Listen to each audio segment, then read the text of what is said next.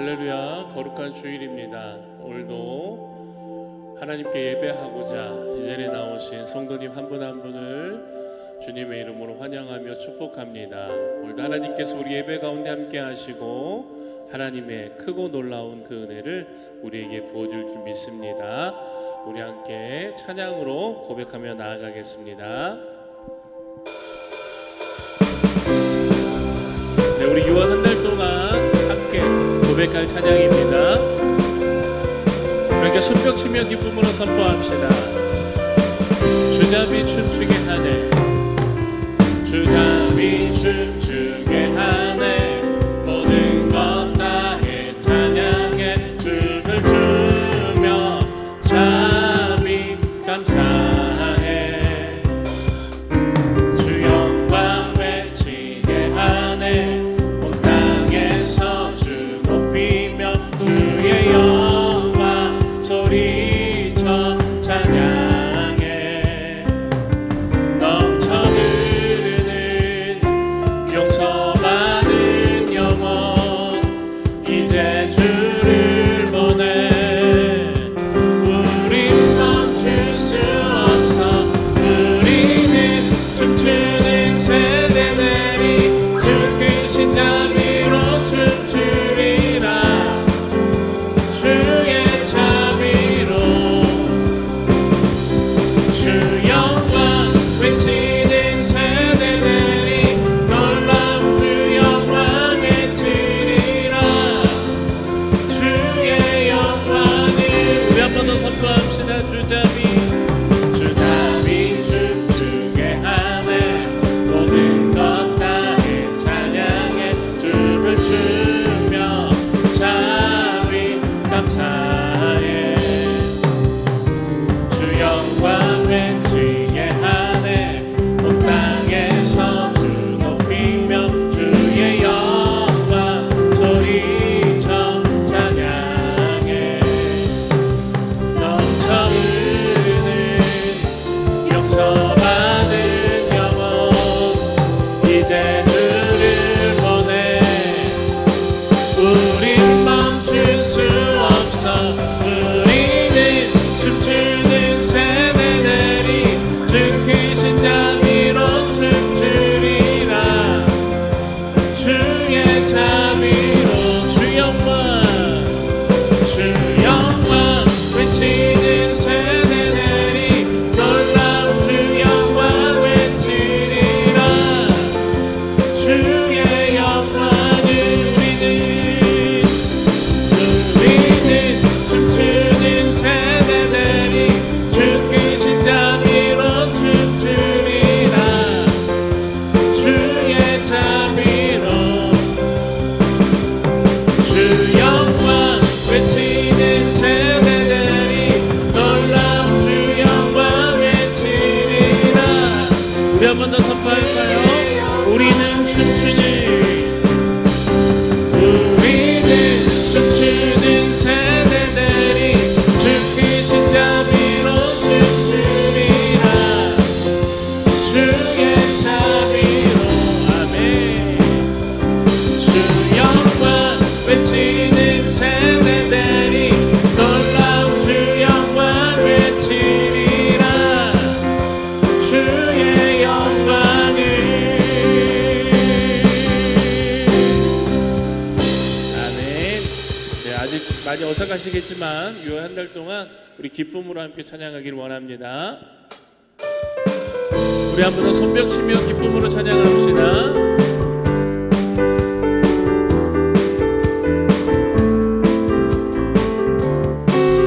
오 주여 나의 마음이, 오 주여 나의 마음이 주께로 정해졌으니 나 하는 주 찬양하리라.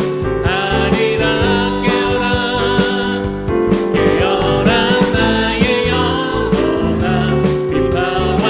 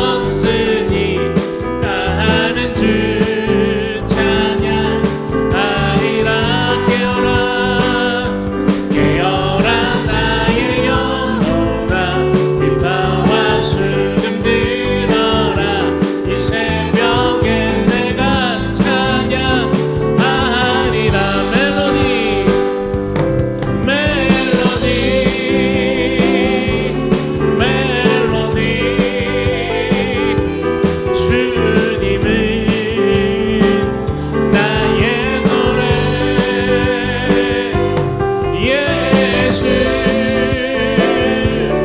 예수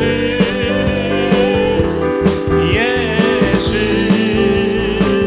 찬양하리 나와서 찬양해 나와서 찬양해 사랑을 주신 주 찬양해 사랑의 우리 주님 생명 주셨네 소리쳐 찬양해 기쁨을 주시는 우리 왕 찬양의 대사 드리며 주님께 경배하네 나와서 찬양해 찬양해 찬양해 주님 찬양해 주님 우리 왕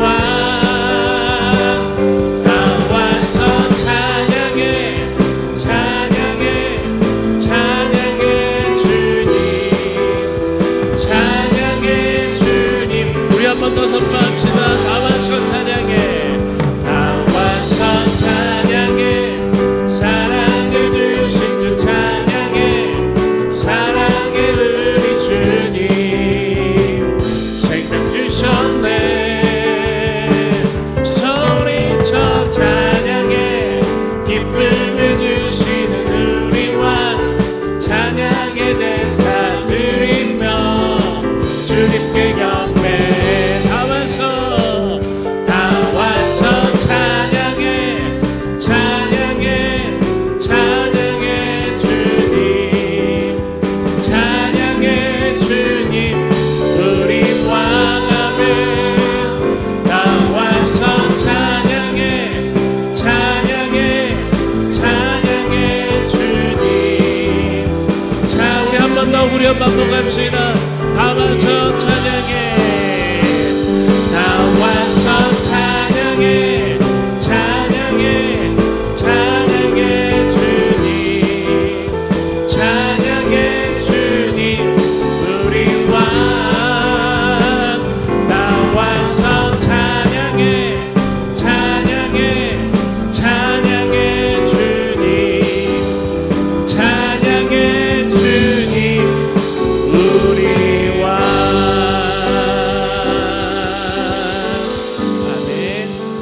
우리의 왕 되신 하나님 그 한 분만을 찬양하며 예배하며 높여드리기를 간절히 소망합니다. 오늘도 우리를 택하여 불러주신 하나님의 그 크신 은혜와 사랑 거기에는 후회하심이 없는 줄 믿습니다. 오늘도 나를 택하여 불러주신 그 하나님의 은혜에 감사하며 함께 이 찬양으로 고백하며 나아가겠습니다.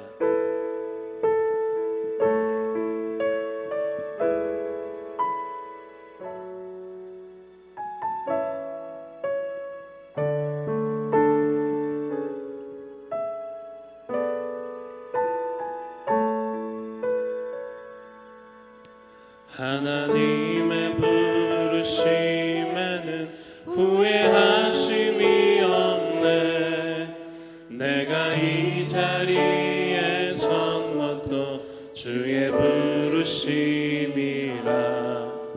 하나님의 부르심에는 결코 실수가 없네 나를 부르신 하나님의 신실하심을 믿네 한 번 더 하나님의 부르심 하나님의 부르심에는 후회하심이 없네 내가 이 자리에 선 것도 주의 부르심이라 하나님의 부르심에는 결코 실수가 없네 나를 부르신 하나님의 신실하심을 믿네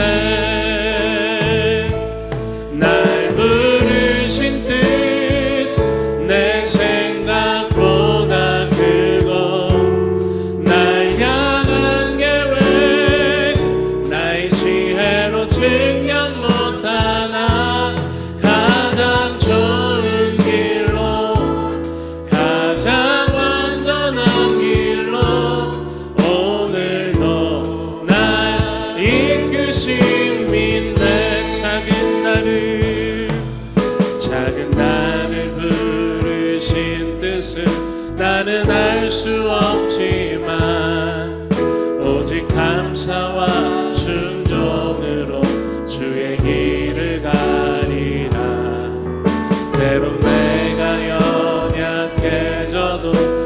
주님 날 도우시니 주의 놀라운 그 계획을 나는 우리 한 번 더 선포합시다. 작은 나를 부르신 작은 나를 부르신 뜻을 나는 알 수 없지만 오직 감사와 순종으로 주의 길을 가리라.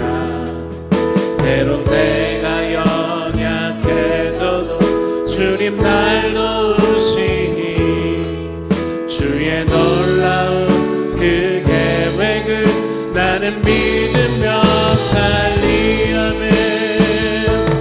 날 부르신 뜻 내 생각보다 크고 날 향한 계획 나의 지혜로 측량 못하나 가장 좋은 길로 가장 완전한 길로 오늘도 우리 한 번 더 믿음으로 선포합시다. 날 부르신 날 부르신 뜻 내 생각보다 크고 날 향한 계획 나의 지혜로 측량 못하나 가장 좋은 길로 가장 완전한 길로 오늘도 우리 한 번 더 선포합시다. 날 부르신 뜻 날 부르신 뜻 내 생각보다 크고 날 향한 계획 나의 지혜로 측량 못하나 가장 좋은 길로 가장 완전한 길로 오늘도 날 이끄신 믿네. 신실하신 주를 찬양해. 아멘. 하나님의 그 변함없는 약속을 지키시는 그 신실하신 하나님, 그 하나님께서 오늘도 나를 택하여 부르신 그 하나님의 뜻에 따라 나의 걸음을 인도하시고 나와 함께 하시며 나에게 가장 선한 길로 인도하여 주신 줄 믿습니다. 오늘도 거룩한 주일, 오늘 주 앞에 나와 예배하는 우리의 심령 가운데 하나님의 풍성한 은혜를 부어주시고 오늘도 세우신 담임 목사님을 통하여 선포되어지는 말씀을 통해 하나님의 말씀과 그 은혜를 깊이 깨닫고 돌아가는 거룩하고 복된 주일이 되어줄 수 있도록 주님 역사하여 달라고 우리 시간 함께 은혜를 사모하며 합심하여 기도하겠습니다. 하나님 감사합니다. 하나님의 그 놀라운 은혜가 이 예배 가운데 함께하여 주기를 간절히 소망합니다. 날 택하여 부르신 그 하나님의 은혜를 붙듭니다. 나를 부르신 뜻 우리가 다 알 수 없지만 하나님께서 언제나 우리와 함께 하심으로 말미암아 오늘도 거룩한 주일 주님의 은혜 가운데 역사해 주실 믿습니다. 주여 세우신 담임 목사님을 붙들어 주시고 하나님의 그 놀라운 은혜 가운데 주님 함께 하셔서 주님의 일하심과 은혜를 우리에게 나타내 주시옵소서.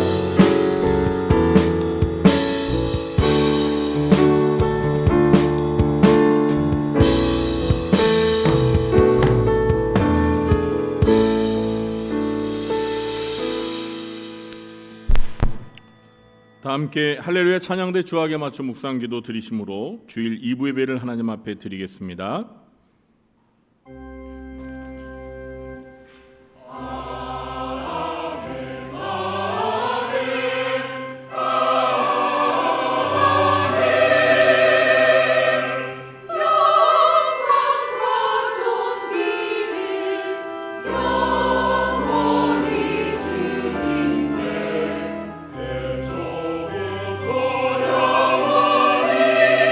성부와 성자와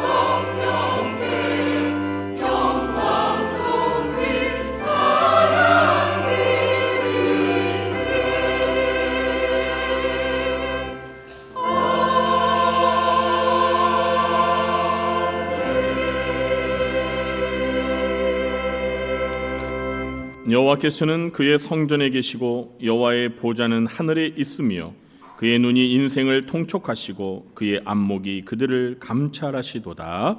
아멘. 하나님, 오늘 주일을 맞이하여 주의 사랑하는 자녀들이 한자리에 모여 하나님을 예배합니다. 이곳에 오셔서 저희가 드리는 찬양과 경배를 기쁘게 받아 주시옵소서. 하늘 문을 여시사 하늘의 신령한 은혜를 충만히 부어 주시옵소서. 예수님의 이름으로 기도하옵나이다. 아멘. 자리에 일어나시겠습니다.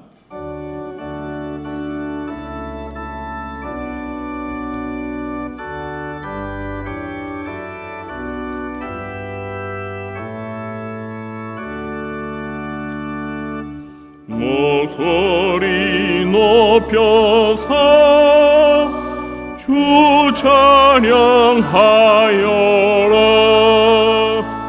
영광과 권세와 존귀와 위엄이 온누리 다스리시는 만왕의 왕께 돌려라.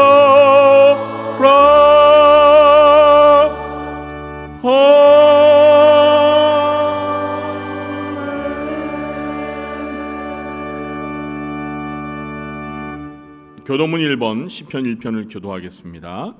복 있는 사람은 악인들의 꾀를 따르지 아니하며 죄인들의 길에 서지 아니하며 오직 여호와의 율법을 즐거워하여 그는 시냇가에 심은 나무가 철을 따라 열매를 맺으며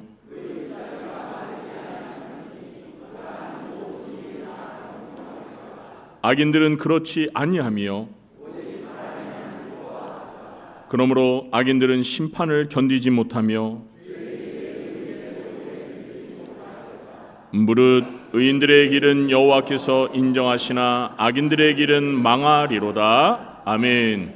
전능하사 천지를 만드신 하나님 아버지를 내가 믿사오며 그 외아들 우리 주 예수 그리스도를 믿사오니 이는 성령으로 잉태하사 동정녀 마리아에게 나시고 본디오 빌라도에게 고난을 받으사 십자가에 못 박혀 죽으시고 장사한 지 사흘 만에 죽은 자 가운데서 다시 살아나시며 하늘에 오르사 전능하신 하나님 우편에 앉아 계시다가 저리로서 산자와 죽은 자를 심판하러 오시리라.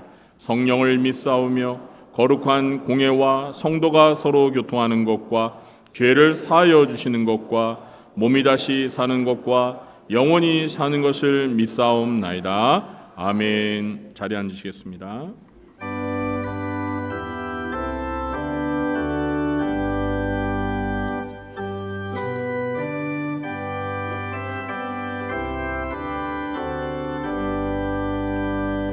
전능왕 오소서 주 이름 찬송케 하옵소서. 영광과 권능의 성부여 오셔서 우리를 다스려 주옵소서. 강생한 성자여 오셔서 기도를 들으소서. 택하신 백성들 복 내려 주시고 거룩한 마음을 주옵소서. 위로의 주 성령 오셔서 큰 증거 주옵소서. 전능한 주시여 각 사람 맘에서 떠나지 마시고 계십소서. 성삼위일체 주체께 한없는 찬송을 드립니다. 존귀한 주님을 영광 중배 얻고 영원히 모시게 하옵소서. 아멘.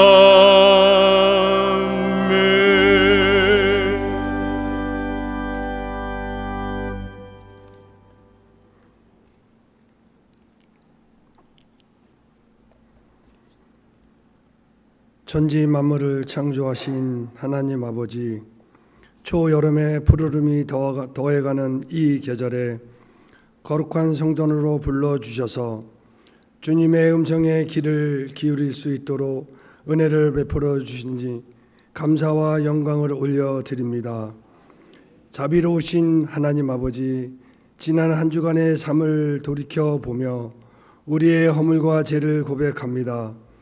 입술로는 주님을 사랑한다 고백하면서도 삶의 자리에서는 세상의 유혹과 타협하여 나의 유익과 고집을 따라 살았음을 고백하오니 주님의 보혈로 용서하여 주시옵소서. 사랑의 하나님 아버지, 상반기를 지나고 이 시기에 저희 자신을 돌아보게 하시옵소서. 올해 시작하여 주님 앞에 드렸던 기도와 결단을 다시 기억하게 하시고 첫 사랑을 회복하게 하셔서 바쁜 일상생활 속에서도 놓쳐버린 은혜의 순간을 기억하게 하시고 여기까지 인도하신 하나님의 손길에 감사하게 하시옵소서. 모든 계획대로 되지 않은 일들을 낙심케 마시고 모든 과정을 통하여 선하게 행하시는 하나님을 신뢰하게 하시옵소서. 평화의 왕이신 하나님 아버지, 6월 호국 보훈의 달을 맞아 이 나라와 민족을 위해 간절히 기도드리옵나이다. 이 땅의 자유와 평화를 지키기에 피 흘려 헌신한 믿음의 선조들과 순국 선열들의 희생을 잊지 않게 하옵소서. 이 나라 이정자들을 붙들어 주시옵소서. 인간의 생각과 지혜가 아닌 하나님을 두려워하고 백성을 진정으로 사랑하는 공의로운 마음을 주시옵소서.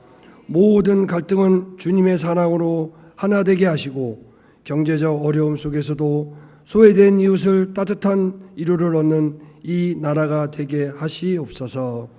자비로우신 하나님 아버지, 이 시간 예배드리는 모든 성도들과 함께 하셔서 믿음이 연약한 심령들에게는 강하고 담대한 믿음을 허락하여 주시고 말씀에 갈급하고 굶주린 심령들에게는 말씀의 충만을 허락하여 주시옵소서.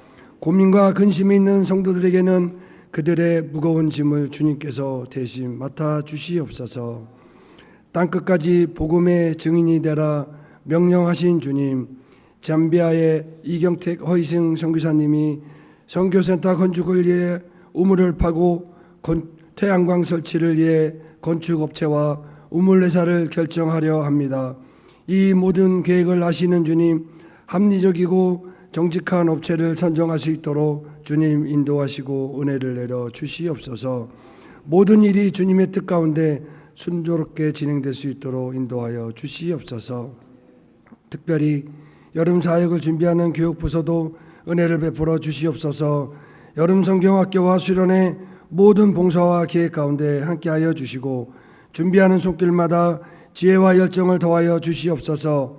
다음 세대 어린 영혼들이 이러한 시간을 통하여 하나님을 인격적으로 만나게 하시고 믿음이 더욱 성장하고 성령님께서 역사하시는 은혜의 시간이 되게 하시옵소서.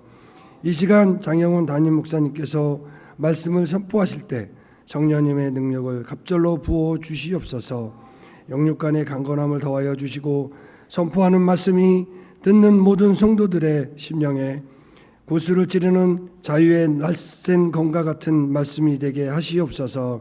이 시간 찬양으로 주님께 영광을 올려드리는 할렐루야 찬양대원들을 기억하여 주시고 찬양대원 모든 이들에게 하나님의 신령한 은혜를 부어 주시옵소서. 감사드리고 예수 이름으로 기도드리옵나이다.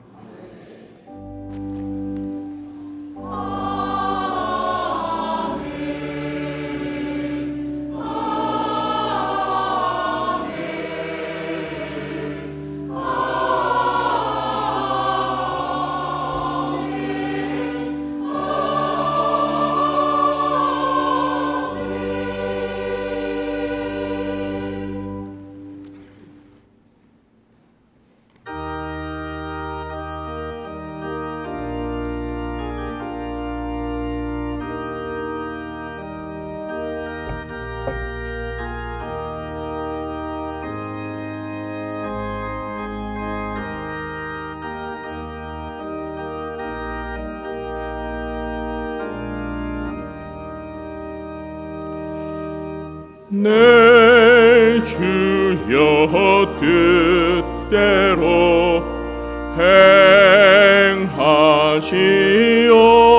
행하시옵소서. 몸과 영혼을 내 주께 드리니 이 세상 고락한 주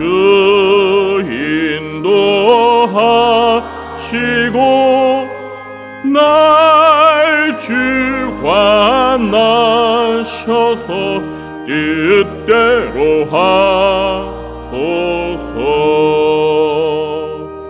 내 주여 뜻대로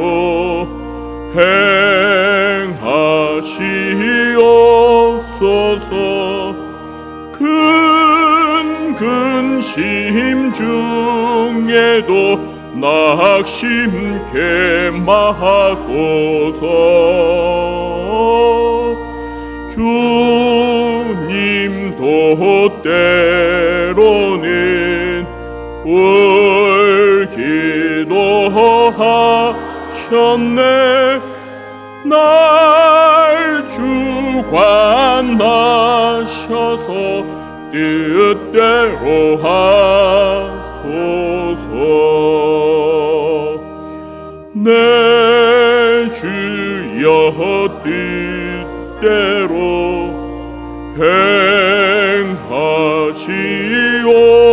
행하시옵소서. 내 모든 일들을 다 주께 맡기고 저 천성 향하여 고요히 가리니 살든지 죽든지 뜻대로 하소서.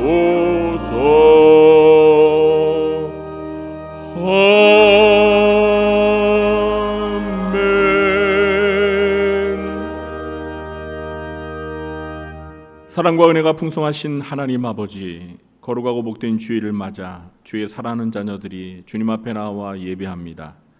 하나님 아버지께서 저희들에게 베풀어 주신 그 한결같은 은혜와 사랑과 축복을 기억하며 이 시간 저희들의 마음과 뜻과 정성을 모아 하나님 앞에 예물을 드립니다.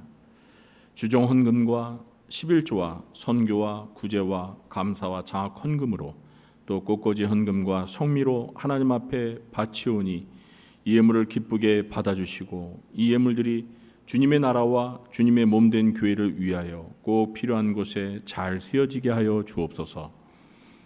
주님께서 저희들에게 주신 시간과 물질과 몸을 아낌없이 주님의 나라와 주님의 영광을 위하여 바치며 헌신하는 주의 사랑하는 자녀들을 기억하여 주옵소서. 저희들이 이 땅에서 살아가는 동안 무엇이 필요한지 아버지께서 아시오니 저희들에게 풍성히 공급하여 주시사 저희 모두가 다윗과 같이 여호와는 나의 목자시니 내게 부족함이 없으리로다 신앙 고백하는 삶이 되게 해 주시옵소서. 먼저 영혼이 잘 되게 해주시고 범사가 주 안에서 형통케 해주시고 육신의 건강한 복도 내려 주옵소서. 이 땅에서 살아가는 동안 필요한 물질의 복도 주시되 물질의 노예가 되지 않게 하시고 물질의 선한 청지기가 되어 주님의 뜻 가운데 물질을 바르게 사용하게 해 주시옵소서. 주님, 이 시간 주님의 말씀을 듣기 원합니다. 말씀이 선포될 때 성령께서 성도들의 마음속에 역사하시사 선포되는 말씀이 은혜가 되게 해주시고 마음에 깊이 새기며 삶 속에 기억하며 실천하여서 우리 모두가 주 예수님을 닮아 거룩히 성화되게 해 주시옵소서. 예수님의 이름으로 축복하며 감사하며 기도하옵나이다. 아멘. 이 시간 우리가 함께 은혜 받을 하나님의 말씀은 구약성경 사무엘상 4장 1절부터 11절 말씀입니다. 사무엘상 4장 1절부터 11절 말씀. 구약성경 413쪽입니다. 다 찾으신 줄 알고 제가 봉독하도록 하겠습니다. 사무엘이 말이 온 이스라엘에 전파되니라. 이스라엘은 나가서 블레셋 사람들과 싸우려고 에베네셀 곁에 진치고 블레셋 사람은 아벡에 진쳤더니 블레셋 사람들이 이스라엘에 대하여 전열을 벌이니라. 그 둘이 싸우다가 이스라엘이 블레셋 사람들 앞에서 패하여 그들에게 전쟁에서 죽임을 당한 군사가 4,000명 가량이라. 백성이 진영으로 돌아오매 이스라엘 장로들이 이르되 여호와께서 어찌하여 우리에게 오늘 블레셋 사람들 앞에 패하게 하셨는고 여호와의 언약궤를 실로에서 우리에게로 가져다가 우리 중에 있게 하여 그것으로 우리를 우리 원수들의 손에서 구원하게 하자 하니 이에 백성이 실로에 사람을 보내어 그룹 사이에 계신 만군의 여호와의 언약궤를 거기서 가져왔고 엘리의 두 아들 홈리와 비느하스는 하나님의 언약궤와 함께 거기에 있었더라.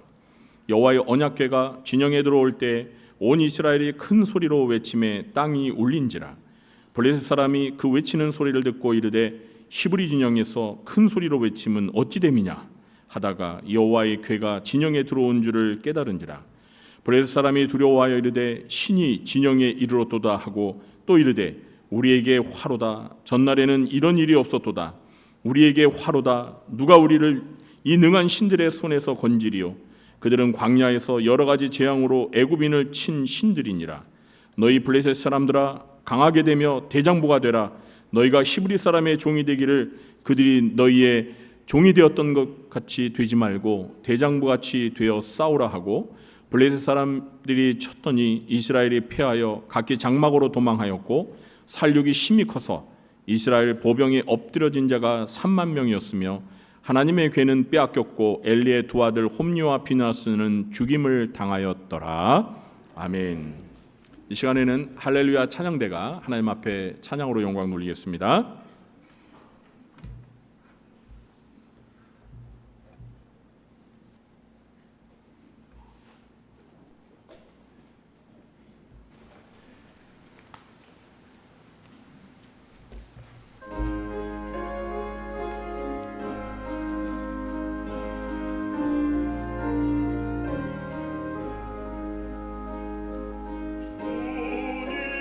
주님을 찾아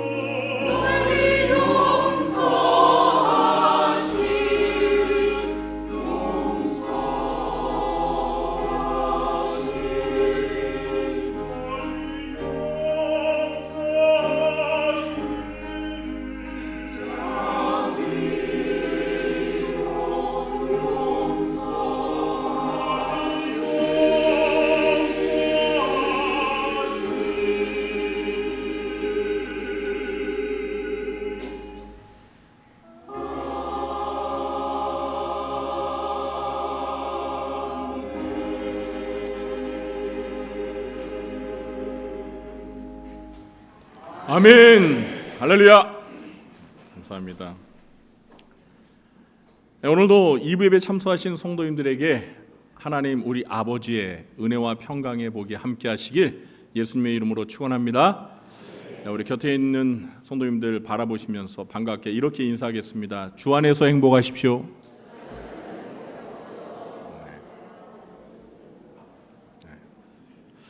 네, 오늘은 법궤를 붙들고 하나님을 잃어버린 사람들이라는 제목으로 말씀을 전하도록 하겠습니다. 우리는 지난 주일 다시 사무엘상 강의 거대한 흐름 속으로 돌아와서 사무엘상 3장의 말씀을 나누었습니다.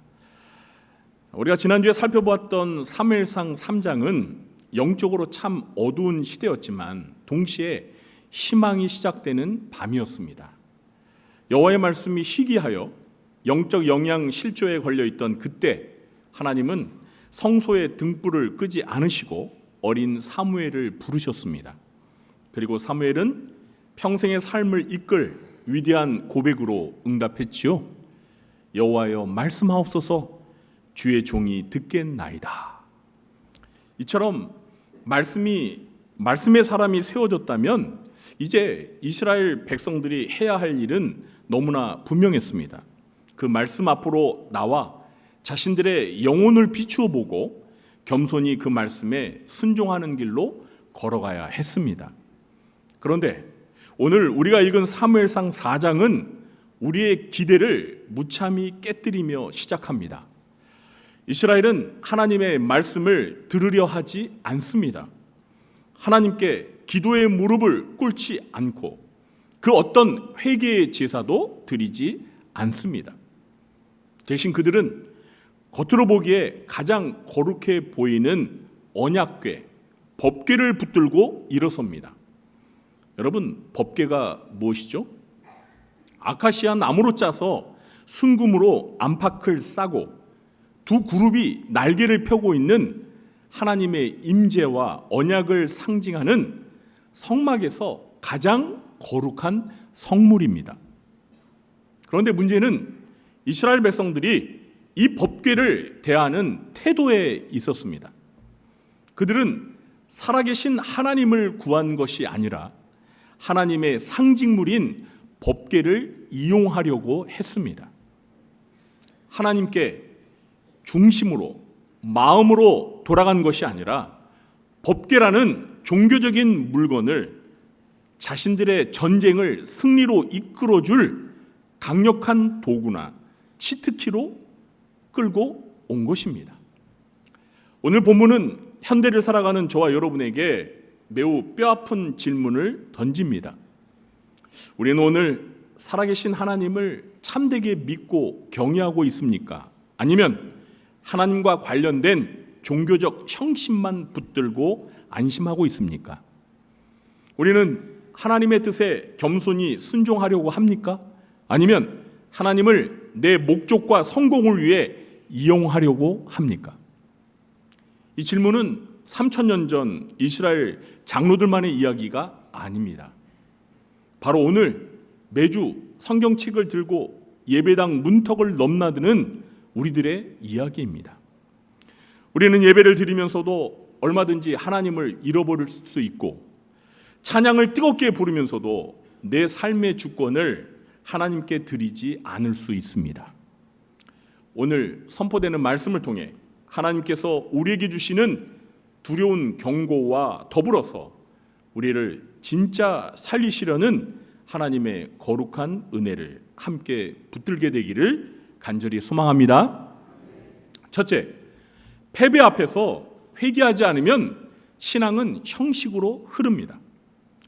본문 1절은 사무엘상의 흐름에서 아주 중요한 연결고리로 시작되고 있습니다.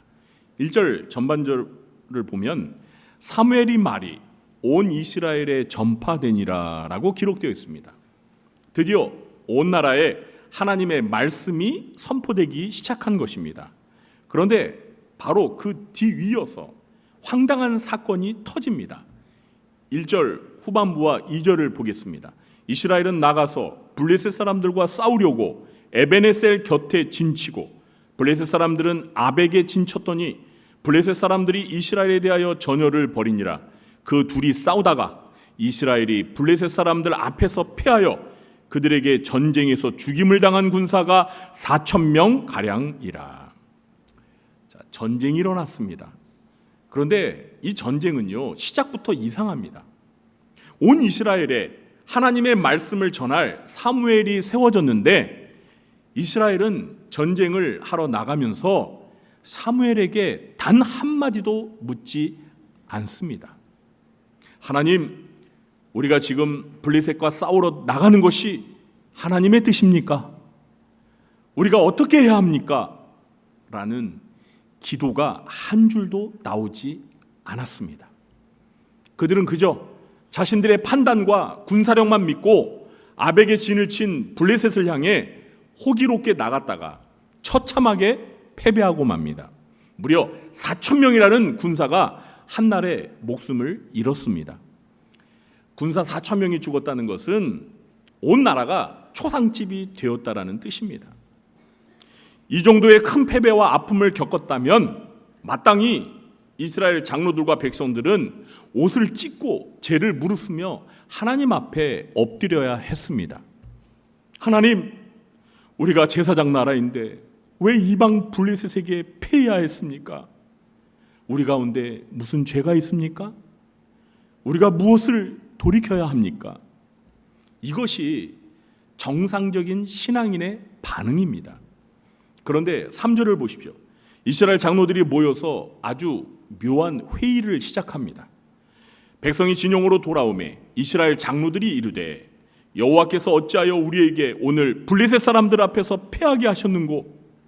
여호와의 언약궤를 실로에서 우리에게로 가져다가 우리 중에 있게 하여 그것으로 우리를 우리 원수들의 손에서 구원하게 하자 하니.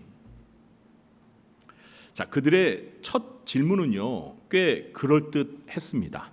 여호와께서 어찌하여 우리에게 오늘 패하게 하셨는가?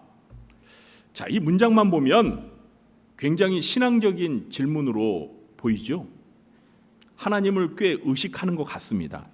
그런데 그들의 진짜 문제는 질문만 던져놓고 하나님의 대답을 기다리지 않았다는 것입니다. 하나님 앞에 엎드려 울며 회개하는 시간은 단 1분도 가지지 않고 곧바로 자기들끼리 뚝딱 결론을 내려버립니다. 그 결론이 무엇이었죠? 언약궤를 실로에서 가져오자. 여기서 우리가 눈여겨보아야 할 기가 막힌 표현이 있습니다.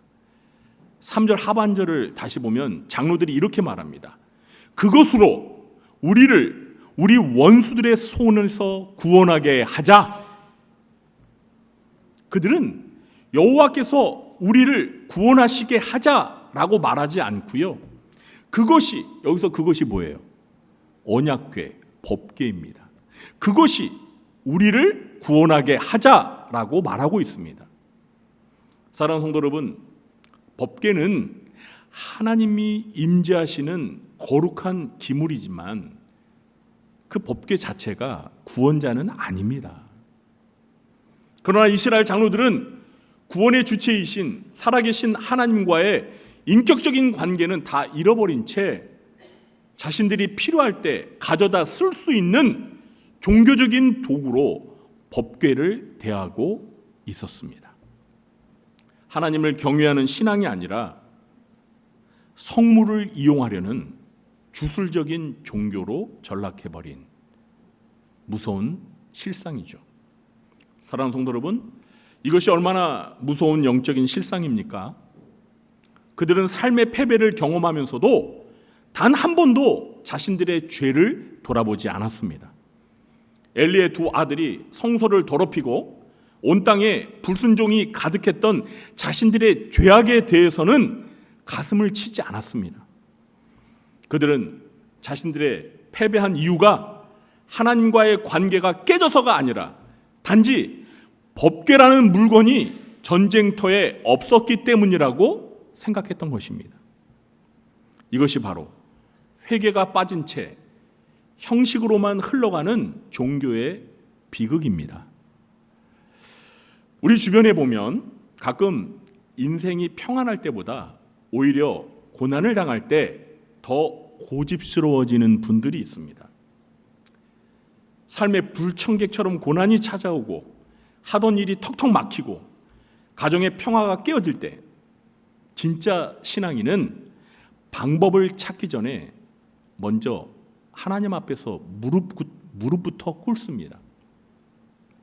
하나님, 제가 무엇을 놓치고 있습니까? 주님보다 더 사랑했던 제 아내 우상은 무엇입니까? 제 마음이 어디서부터 주님과 멀어졌는지 말씀해 주십시오. 이렇게 내 마음을 찢으며 하나님과의 관계를 점검하는 것이 진짜 신앙인의 모습입니다.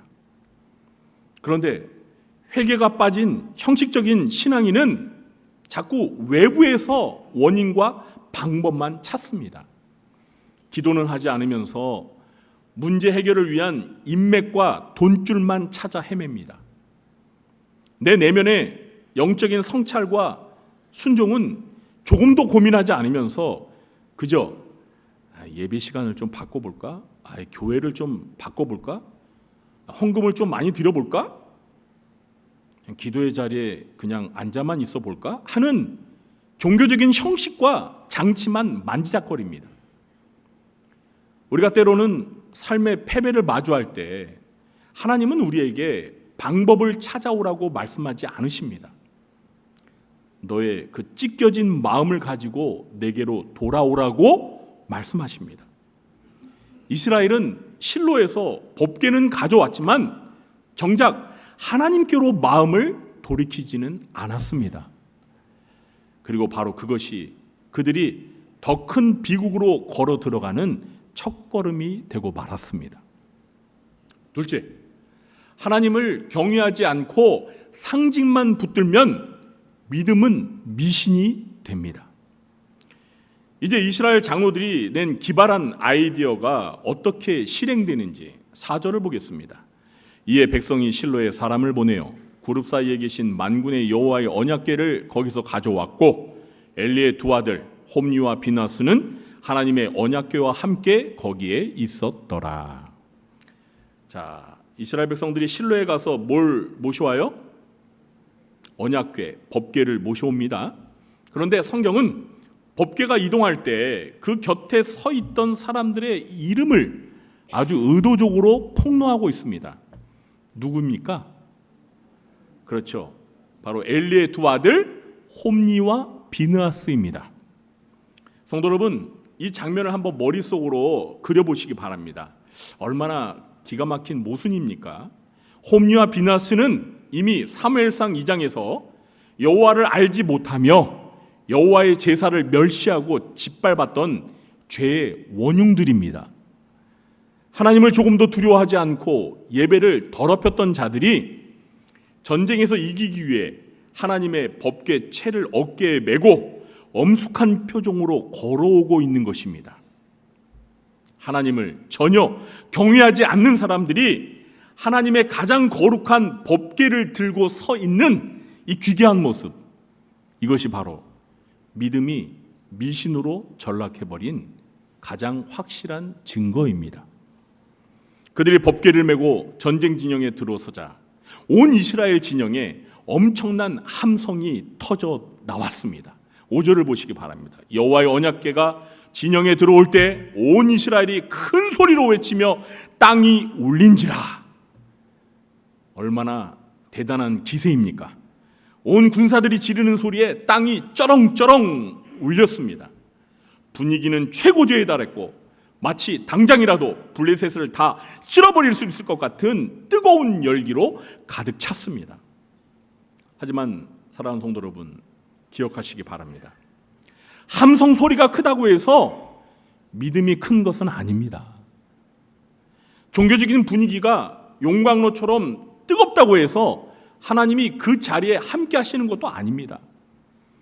가슴을 찢는 회개와 하나님을 향한 진정한 경외함이 빠진 종교적인 열광은 겉으로는 대단해 보여도 속은 완전히 텅 비어있는 미신적인 흥분에 불과한 것입니다. 이 뜨거운 함성을 듣고 블레셋 사람들이 깜짝 놀랍니다.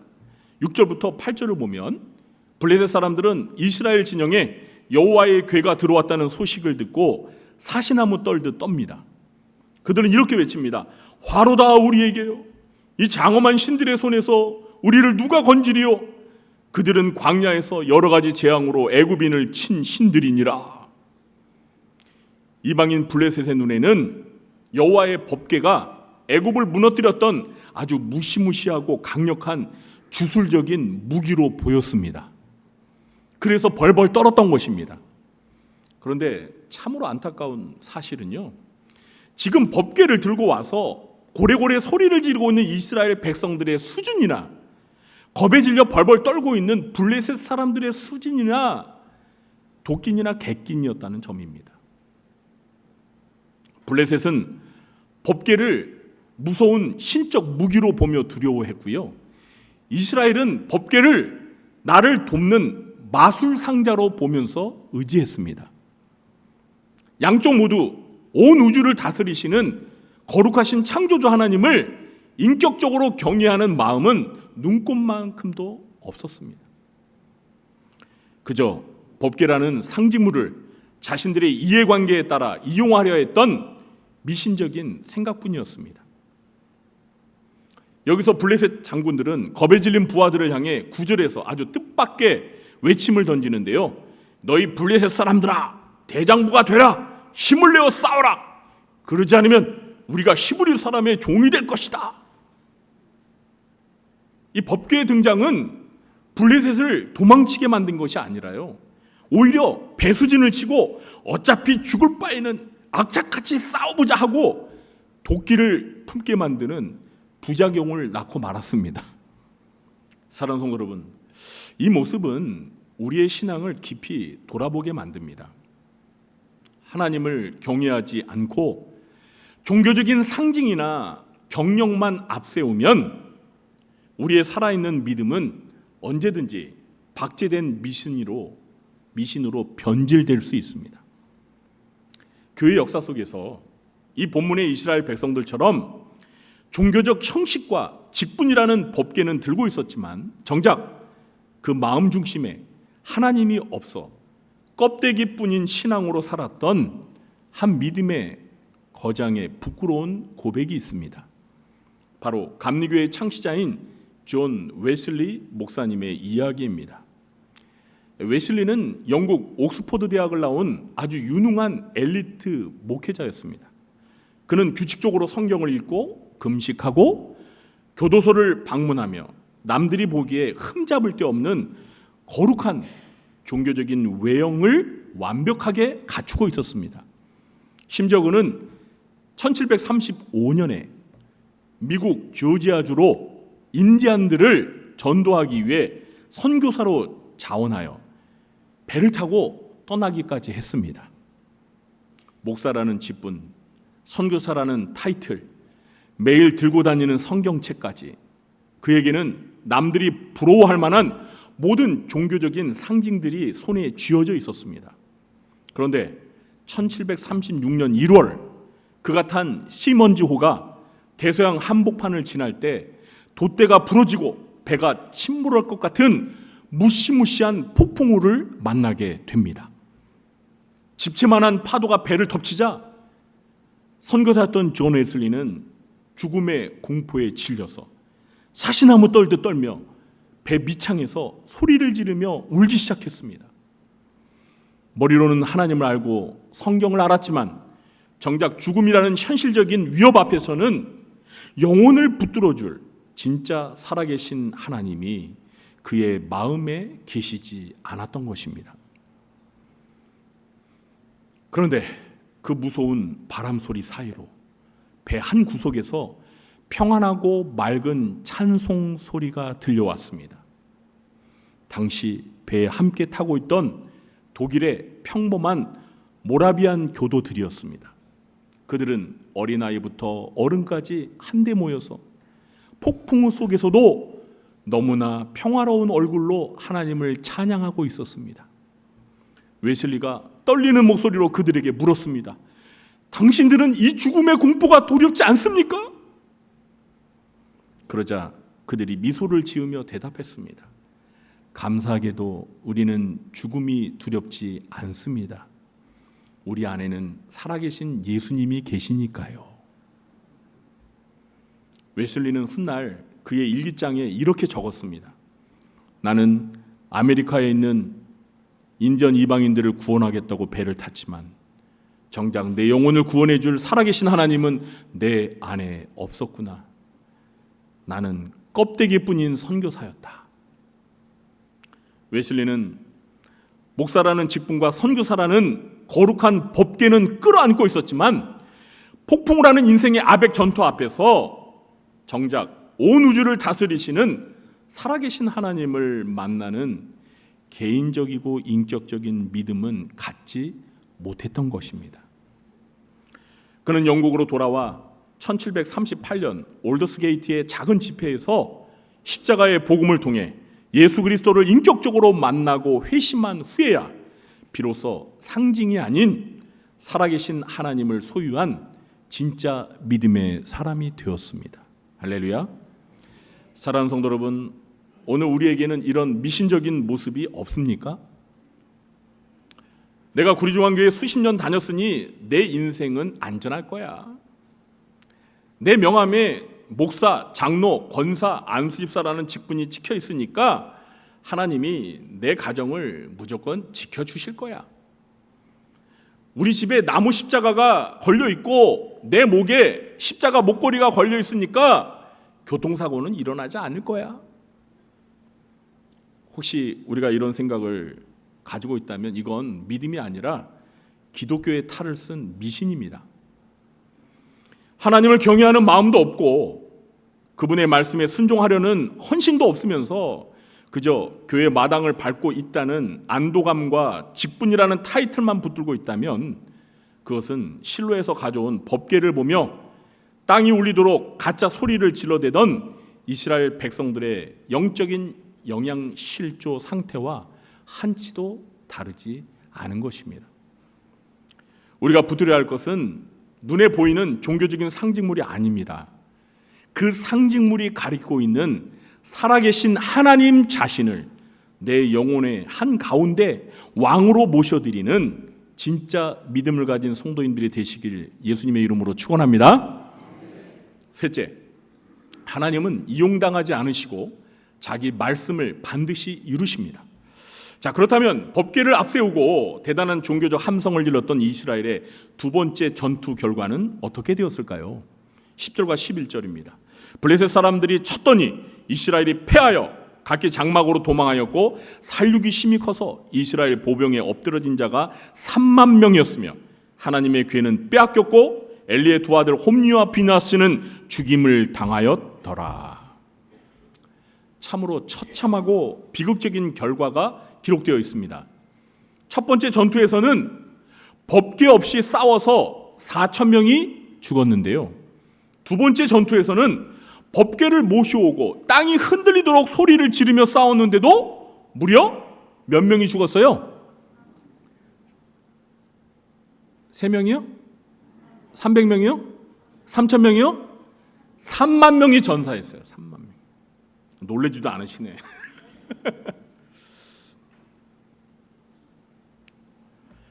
일곱 배가 넘는 대패를 당한 것입니다. 게다가 이스라엘의 자존심이자 심장과 같았던 법궤는 이방 블레셋에게 빼앗겼습니다. 그리고 법궤를 메고 기세등등하게 걸어왔던 제사장 홈니와 비나스는 그 자리에서 비참하게 칼에 맞아 즉사하고 말았습니다. 사랑하는 성도 여러분, 어떻게 이런 일이 일어날 수 있습니까? 하나님은 왜 자신의 거룩한 이름이 새겨진 법궤가 빼앗기도록 방치하신 걸까요? 하나님이 블레셋의 우상인 다곤보다 힘이 약해서 지신 것입니까? 절대 아닙니다. 하나님은 자신의 살아계심과 영광을 증명하기 위해서 사람들의 얄팍한 마술 상자가 되어주시는 분이 아니기 때문입니다.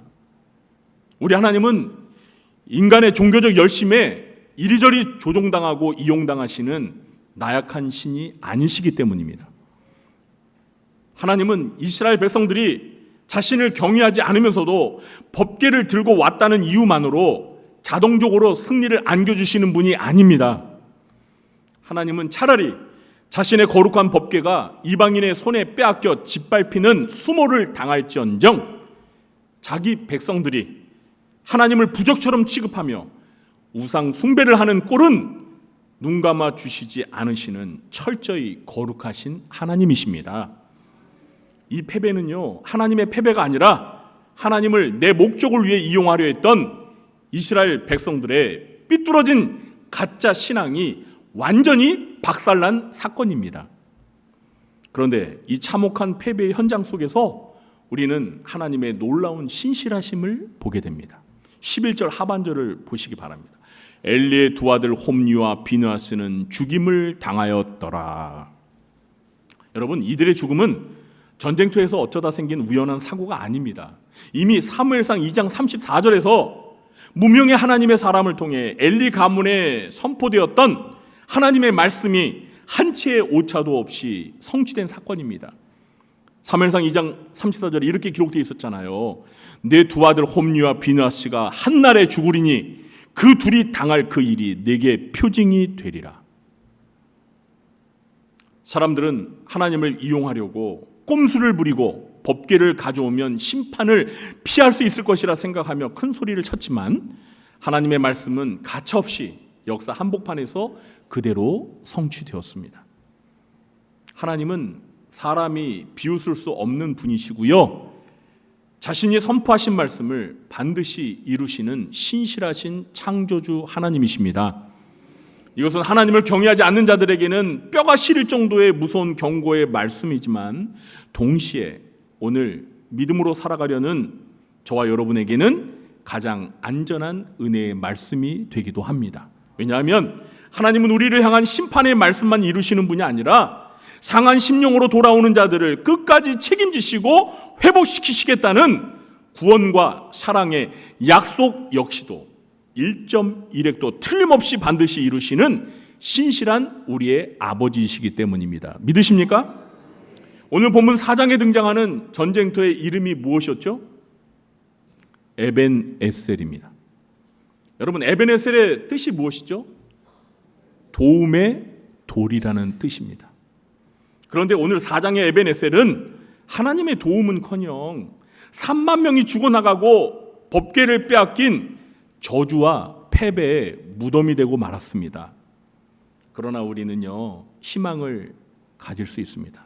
왜냐하면 훗날 사무엘상 7장에 가면 이제 다음 주에 살펴보겠는데 이스라엘 백성들이 법궤를 앞세우는 꼼수를 버리고 온 나라가 미스바 광장에 모여 물을 쏟으며 눈물로 회개하고 하나님께 돌아오는 장면이 나옵니다. 그들이 마음을 찢고 온전히 하나님 한 분만을 경외하며 나아갔을 때 하나님은 블레셋의 손에서 그들을 위대하게 건져내셨습니다. 할렐루야. 그리고 사무엘은 그 승리의 자리에 다시 돌을 세우며 이렇게 고백을 합니다. 여호와께서 여기까지 우리를 도우셨다. 아멘. 그리고 그 자리의 이름을 다시 무엇이라고 불렀어요? 에벤에셀이라고 부릅니다. 아멘. 사랑하는 성도 여러분, 무엇이 이 차이를 만들었을까요? 법궤라는 금상자가 들려 있느냐 없느냐가 아닙니다. 내 중심이 하나님 앞에 엎드려 회개하고 그분을 진짜 내 삶의 주인으로 인정하고 있는가 없는가가 패배의 에벤에셀을 축복의 에벤에셀로 바꾸어 놓은 것입니다. 아멘. 우리는 자주 하나님이 우리 편이 되어주세요, 이번 사업에 복을 주시고 내 자녀의 앞길을 열어주시고 제가 하나님 편인 것을 증명해 주세요라고 때를 쓰듯 기도합니다. 그러나 진짜 중요한 질문은 내가 하나님을 내 편으로 끌어당기는 것이 아닙니다. 내가 과연 하나님 편에 서 있는가? 내 뜻을 걷고 하나님의 거룩한 말씀에 순종하고 있는가? 이걸 물어야 합니다. 하나님을 내 목적을 위한 도구로 전락시키지 않고 내가 하나님의 거룩한 뜻을 이루는 순종의 도구가 될 때 우리 삶에 무너진 에벤에셀은 하나님의 찬란한 도움의 에벤에셀로 반드시 회복될 줄 믿으시기 바랍니다. 이제 말씀 맺겠습니다. 사랑하는 성도 여러분, 오늘 우리는 사무엘상 4장 1절부터 17절에 아주 무겁고 뼈아픈 이스라엘의 패배 역사를 거울 삼아 세 가지 영적인 진리를 마음판에 새겼습니다. 그것이 무엇이었죠? 첫째, 패배 앞에서 회개하지 않으면 신앙은 형식으로 흐릅니다. 둘째, 하나님을 경외하지 않고 상징만 붙들면 믿음이 미신이 됩니다. 셋째, 하나님은 이용당하지 않으시고 자기 말씀을 반드시 이루십니다. 이스라엘 백성들은 하나님의 거룩한 법궤를 손에 꼭 쥐고 있었지만 정작 그 법궤의 주인이신 하나님은 완전히 잃어버렸습니다. 그들은 땅이 흔들리도록 뜨겁게 소리를 질렀지만 단 한 구절의 말씀 앞에서도 자신들의 죄를 회개하며 울지 않았습니다. 겉으로는 그럴듯하게 종교적인 세레머니를 펼쳤지만 그 속은 하나님을 이용해 먹으려는 얄팍한 이기심과 미신으로 가득 차 있었습니다. 오늘 이 아침 우리 구리조한교회 모든 성도님들이 하나님 앞에 정직하게 서기를 원합니다. 우리는 매주 예배 자리에 앉아 찬송하고 기도하면서도 정작 삶의 현장에서는 내 고집과 내 유익을 위해 하나님을 이용하려고 하지는 않았습니까? 내 마음에 죄를 품고 있으면서도 직분이라는 법궤 뒤에 숨어 안전하다고 착각하고 있지는 않았습니까? 이제 그 가짜 안도감의 껍데기를 다 벗어 던지시기 바랍니다.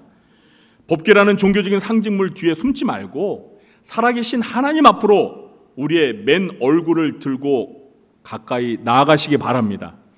형식을 붙잡는 신앙에서 돌이켜서 주님의 말씀 앞에 가슴을 찢고 눈물로 순종하는 진짜 믿음의 사람들이 되시기 바랍니다. 그래야 우리 평생의 삶이 하나님을 내 성공을 위해 이용하려다 패배의 쓴잔을 마시는 이스라엘의 이 비극적인 길을 걷지 말고 날마다 나를 구원하신 십자가의 은혜에 감격하며 하나님을 두렵고 떨림으로 경외하며 살기를 원합니다.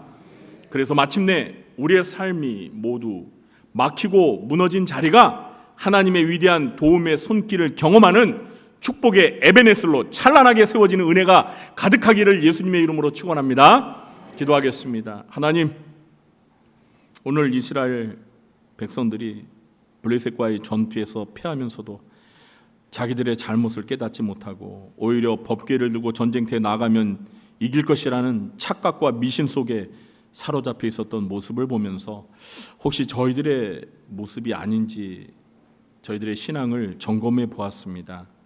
하나님 아버지, 저희들이 믿음이 새로워지기 원합니다.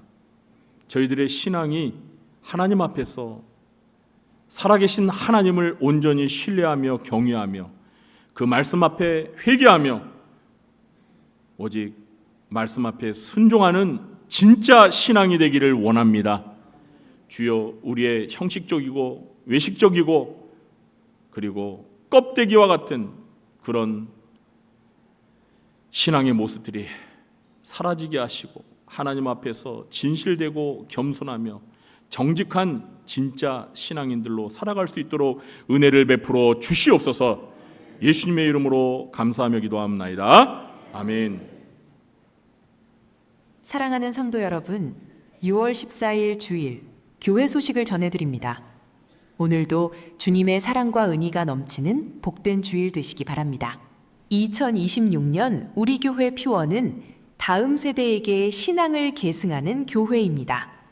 말씀 안에서 자녀와 다음 세대가 믿음으로 세워지도록 함께 기도해 주시기 바랍니다. 각 기관 원래회가 오늘 2부 예배 후 본당에서 있습니다. 상록회, 권사회, 솔로람미, 각 남전도회 회원들은 꼭 참석해 주시기 바랍니다. 금주 주방봉사는 루디아 회가 섬겨주십니다. 이계영 회장님과 회원 여러분의 귀한 섬김에 진심으로 감사드립니다. 오늘 저녁 예배는 569역 헌신 예배로 드립니다. 강사는 우리 교회에서 사역했으며 현재 예수가족교회 파송 선교사이신 이현진 목사님입니다. 성도님들의 많은 참석과 기도 부탁드립니다. 수보노회 여전도회 연합회 정기실행위원회가 6월 16일 화요일 오전 11시 왕십리교회에서 있습니다. 교회에서는 오전 10시에 출발합니다. 이번 주 수요일 오전 10시에는 늘푸른 학당 영화 상영 시간이 있습니다. 어르신들뿐 아니라 시간이 되시는 성도님들도 참석하셔도 됩니다. 여전도회 기도원 일정 안내입니다. 6월 20일 토요일 천보산 기도원으로 다녀옵니다.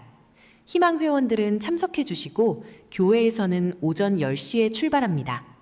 6월 추천 도서는 송기호 저자의 지저스맨, 예수로 꽉 찬 사람입니다. 구입을 원하시는 분은 1층 행정실로 신청해 주시기 바랍니다. 할인가는 14,500원입니다.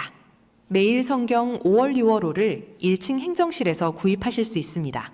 권당 1,000원입니다. 매일 말씀 묵상으로 은혜로운 하루를 시작하시기 바랍니다. 교우 동정입니다.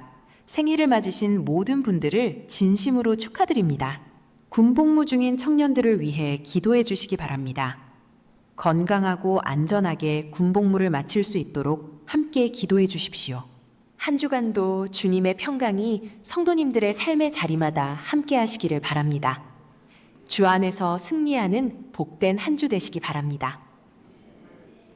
네, 여러분 어떠십니까? 제가 한번 만들어 봤는데 마음에 드세요? 네. 네, 제가 처음으로 한번 만들었는데 결과물이 뭐 괜찮은 것 같습니다. 이제 앞으로는 교회 광고를 이렇게 하도록 하겠습니다. 그리고 제가 중요한 것만 잠깐 이게 추가적으로 좀 하고 그렇게 하도록 하겠습니다. 오늘 그 주일 저녁 헌신 예배 때 오시는 강사 목사님이 우리 교회에서 제가 담임 목사 2년 차 때인가요? 그때 3년 동안 교육 전도사로 사역했던 이현진, 우리에게는 이제 전도사님으로 익숙한데 지금은 목사님이신데요. 이현진 목사님이 이제 그 7년 동안 사역했던 예수 가족 교회라고 거기에서 파송 선교사로 이스라엘로 유학을 갑니다. 박사학위 공부하러. 그리고 나서 이제 이 아시아에서 신학교 교수로 이제 사역을 하려고 하는데요. 출국하기 전에 7월달에 출국하는데 우리 교회에 들려서 말씀 전해주시고요. 내년 1월부터 우리 교회가 이제 후원 선교사로서 매월 일정 금액을 좀 이렇게 후원하려고 합니다. 오늘 저녁에 우리 성도들 많이 오셔서 말씀 은혜 받으시고 목사님 위해서, 선교사님 위해서 많이 관심 갖고 기도해 주시기 바랍니다. 그리고 어제 결혼식이 있었죠. 네, 우리 정규봉 집사님과 최창덕 권사님의 큰딸 우리 정정윤 자매 결혼식이 있었는데요. 오늘 점심에 돼지 불고기 수박을 준비해 주셨다고 합니다. 맛있게 드시고 많이 축하해 주시기 바랍니다. 그리고 오늘 새 가족 분이 등록하셨습니다. 제가 성함을 호명할 때 잠시 자리에 일어나 주시면 뜨거운 박수로 환영하도록 하겠습니다. 최광자 권사님 어디 계신가요? 네, 자 박수로 환영하겠습니다. 네, 우리 앉아주시기 바랍니다. 우리 최광자 권사님은 지금 꽃을 전달한 우리 김윤정 집사님의 어머니이십니다. 네, 예배 마치고 새가족 부실에서 저를 만나주시기 바랍니다. 네, 모두 자리에 일어나셔서 우리 찬송가 280장 찬양하신 후에 우리 새가족과 축도로 예배를 새가족을 위해서 기도하고 축도로 예배를 마치겠습니다.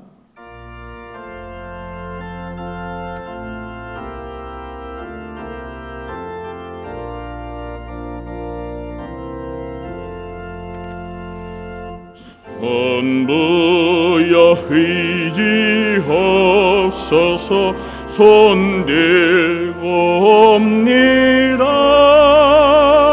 주 나를 외면하시면 나 어디 가리까. 내 죄를 씻기 위하여 피 흘려 주시니 곧 회개하는 마음으로 주 앞에 옵니다. 전부터 계신 주께서 영죽을 죄인을 보혈로 구해 주시니 그 사랑 한없네. 내 죄 죄를 씻기 위하여 피 흘려 주시니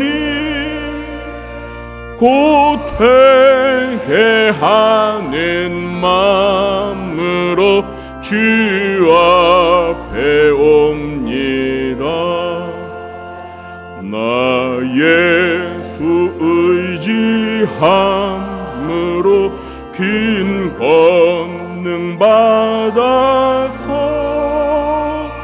주님께 구한 모든 것 늘 얻겠습니다.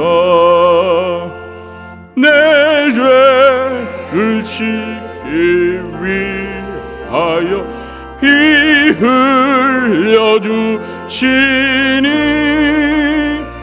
곧 회개하는 마음으로 주 앞에 옵니다.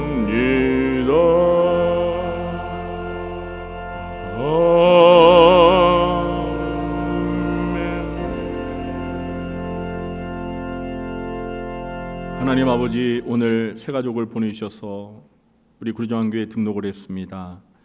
하나님께서 우리 권사님을 지금까지 사랑하시고 인도하여 오시고 또 우리 구리정한교회에서 신앙생활할 때 이전보다 더 큰 은혜와 사랑과 축복을 베풀어 주시옵소서.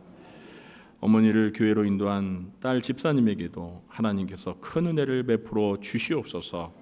지금은 우리 구주 예수 그리스도의 무한하신 은혜와 하나님 아버지의 극진하신 사랑과 보혜사 성령님의 교통하심이 하나님 앞에서 거짓되고 형식적이며 미신적인 신앙을 벗어던지고 오직 살아계신 하나님만 믿고 의지하며 순종하며 진짜 신앙으로 살아가기를 마음에 결단하며 돌아가는 주의 사랑하는 자녀들 머리 위에와 그들의 가정과 생업과 직장과 교회와 이 나라와 민족 위에 지금부터 영원토록 함께 있을지어다.